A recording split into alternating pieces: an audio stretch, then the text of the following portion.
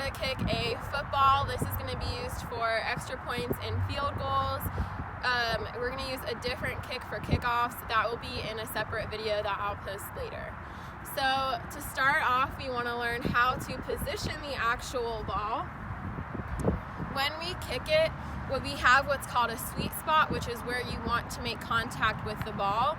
If you trace the white line that you have on the ball all the way around, that's where you're going to want to kick it. So you're going to want to kick in this area on the ball.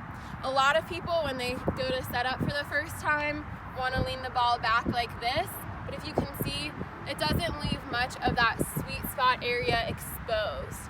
So you want as much exposure to that area to make it as easy to access for your foot as possible. So I like the ball up and down, leaning a little bit towards the right. I'm a right-footed kicker. Again, this is something that can change based on preferences of a kicker, so mess around with it, figure out what works best for you, but this is what I found to work the best for me. So next we're going to move on to foot positioning. We want your foot to be one of your feet away from the ball, not a foot as in 12 inches, one of your feet away from the ball. So right here is my foot, right there is where I want to position it. Next we want to figure out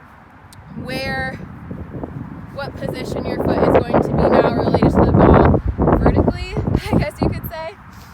So you want the inside of your arch of your foot right here to be in line with the football. So right about there for me right now. I think it's really good to practice on a line when you're first learning so that you can take videos of yourself and watch and practice and learn and really get the movements down pat so that when you move out, you've already got the movements and muscle memory.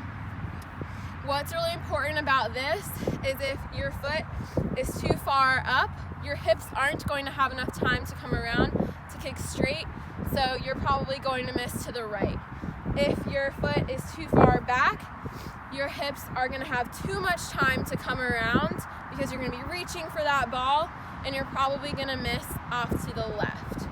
Same thing if your foot is pointing to the left and right, that's probably the direction that your ball is going to go. So again, it's very important that you're just kicking straight on.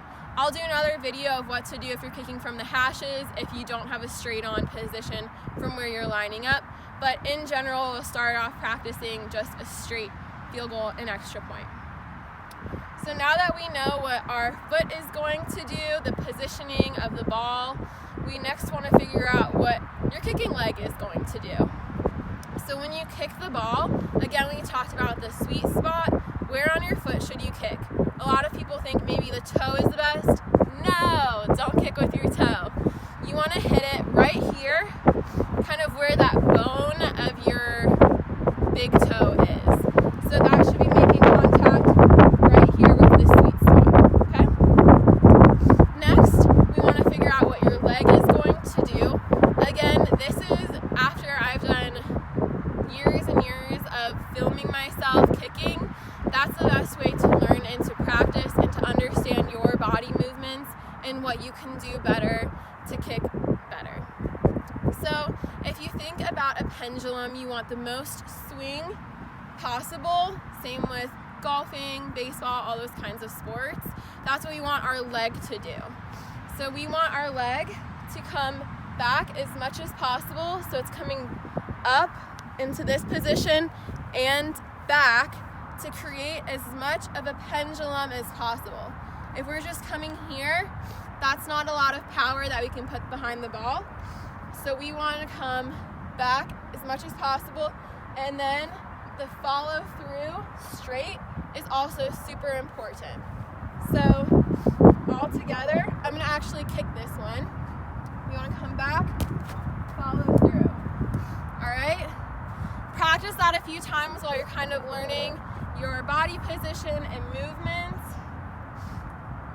All right? That's something that sometimes, I used to play soccer before this, sometimes in soccer I wouldn't do a very good job of that. It's super important for football so that you can get as much power as possible behind the ball.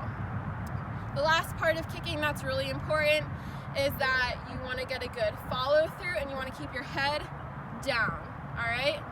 This was really hard for me to learn because I wanted to see where the ball was going, but keeping your head down and having a good follow through will ensure that that ball is going straight.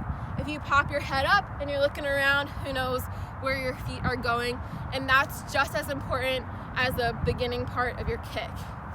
So once you follow through, you're going to be looking down and walk straight. I always like to take a few steps straight after just to kind of drill that in to my head. So hopefully here we'll see that follow through. As far back and up, down, follow through, take a few steps. All right.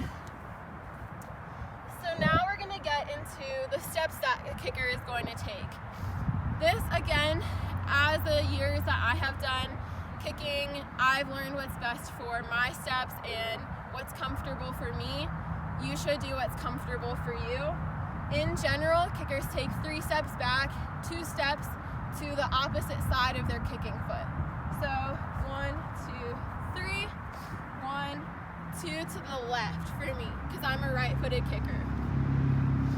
Now, I want my feet to face the ball. My right foot is in line with the ball. My left foot is in line with where I'm going to plant it.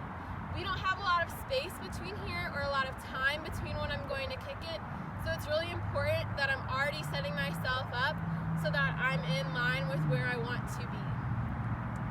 Next, again, we don't have a lot of time to make as much power happen as possible, so what we're going to do is we're going to kind of take what we call a stutter step, and that's going to be with my left foot. So your non-kicking foot, you're going to just lean forward and take that little jab step forward. That's not a full step, as you can see here. So that's going to be the first step to get that momentum going, because again, you don't have a lot of space before you have to kick the ball. So jab, 1, 2, kick. All right, so let's see that all together. 2 over, and then I like to just kind of take a little step to the side. It's really nothing. I've just felt that's what's comfortable for me in getting my steps in. And then you'll see here, you'll see the jab, the 2 steps, the kick, the follow through, everything. So let's see that. Beautiful. So that's how we're going to kick a football. Come back here with me and we'll kick an extra point so you can see it all in motion. Let's go. So an extra point, even though it's on the 10-yard line, got to factor in the end zone, which is 10 yards. So this is really going to be a 20-yard field goal for you. All right. This feels a little weird. It's kind of indented here and where the line is. So I'm just going to put the ball barely back behind it. That's just a preference for me. Again, this is a lot of what you want to do. When you have a holder, you can kind of give them those tips and everything. So hopefully they'll hold the ball for what's comfortable for you. So let's take 1, 2, 3. I measure myself here so that I'm in line with the bottom goalpost that's holding up the field goal post. 2 to the right. Here, shake it out, get loose, and then we'll have our jab step and go.